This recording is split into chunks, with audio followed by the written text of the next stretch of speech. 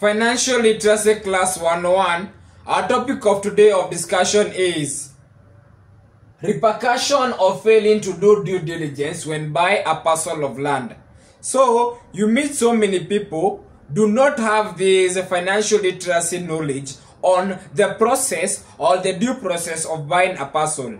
You find that they end up buying a parcel by word of mouth, but by the fact that they have gone to the ground and seen somebody and found the landowner or the vendor is selling the parcel of land and the parcel bill is existing, they think that that is a due process. They're only supposed to subdivide without the land survey board consent and be able to get their portion. But later, they come to realize when they want to have documentation of that parcel of land, it becomes very difficult. Succession might take so long in the court, and that is why I saw it important to come and record a video saying repercussion of failing to do due diligence when buying a parcel of land. I'm Jogu, a land surveyor and a financial consultant. Those my TikTok followers, ensure you comment in the comment section and leave a like. The reason you like the video is for YouTube algorithm to keep suggesting it to more people. So the first repercussion of failing to do due diligence when buying a parcel of land is legal issues. So you might find that you bought a certain parcel of land, and this parcel of land maybe has a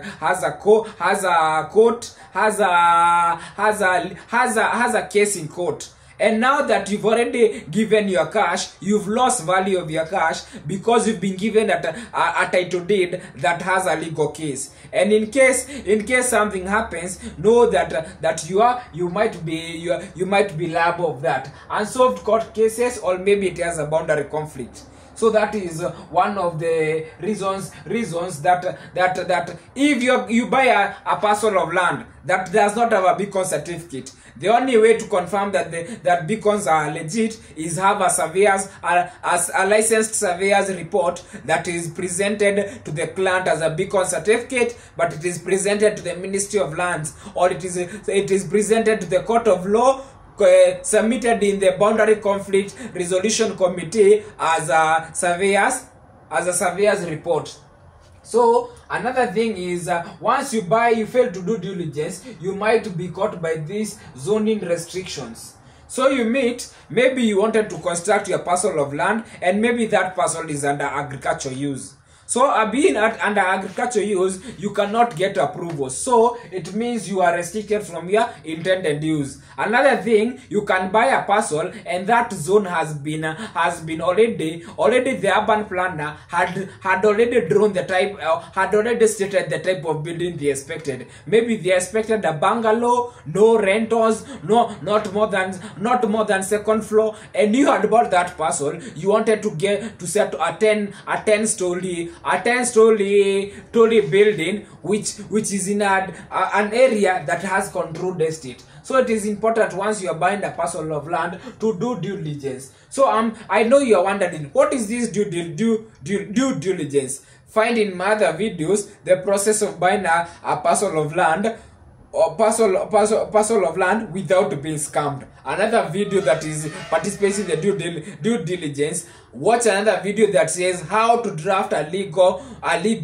binding sales agreement. Remember, a sales agreement is not a sales agreement until it has all the components of all the components that meets the threshold of its legality. So something else, financial losses. So you might find you bought a parcel of land, it has unpaid tax, it has unpaid land rates. You see, you are losing the moment you paid that 800,000, you paid 800,000, you lost all your money, because at that point, when you want to do any development in that parcel of land, you cannot just do a development in parcel of land where you don't have the title deed, you're not the owner. Maybe the title deed is under the grandfather and now the uncles. You have two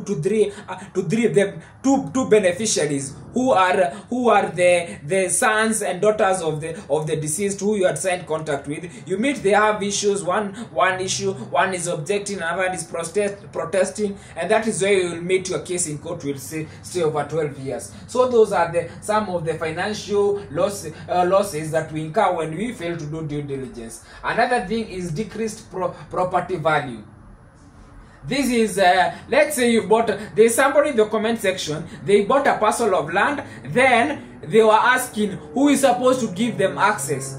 Since you've bought your acre and it does not have a road access, it's upon you now to pay the owner again to sell you that line, that small space of the access of the land of the access. Remember, most people in the rural or in freehold, they subdivide the parcel, especially also kampuni ya shamba. They subdivide the parcel without first getting the consent. So it means your boundary and the neighbors, in case you have a conflict, we cannot be able to solve it because at the moment that boundary had been illegally set and it is not existing in the Ministry of Lands digital records. So remember, I'm Jogu, a land surveyor and a financial consultant. We said lack of utilities. You've bought a parcel of land, does not have a road access.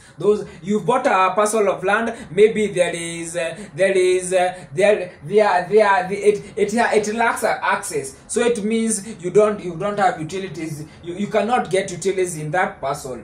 So that is why we have decreased property value. So we have development challenges. Development challenges, getting approval from the local authorities if you do not have a title deed. And that is why I will refer you to another video where you watch the importance of a title deed. If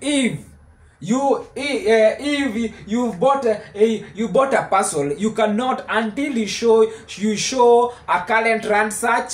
Then you show, if it is a company, it has to we have to search the legality or the good standing of the company by searching a form we call CR12.